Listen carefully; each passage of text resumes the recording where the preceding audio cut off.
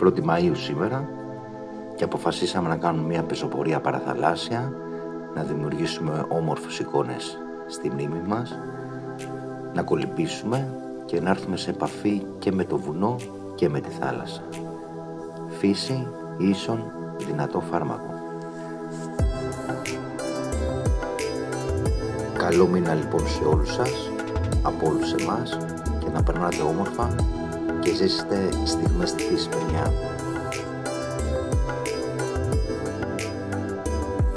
Μικρή μεγάλη γίναμε μια δυνατή ομάδα και περάσαμε όμορφες στιγμές παραθαλάσσιες.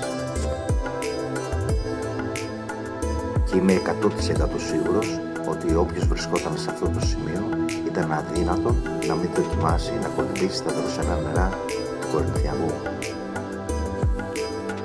Από εκεί λοιπόν γυρίσαμε όλοι μετά από αυτή την όμορφη μονοήμερη γεμάτη όμορφες εικόνες και ήχους από αυτό το όμορφο μέρος.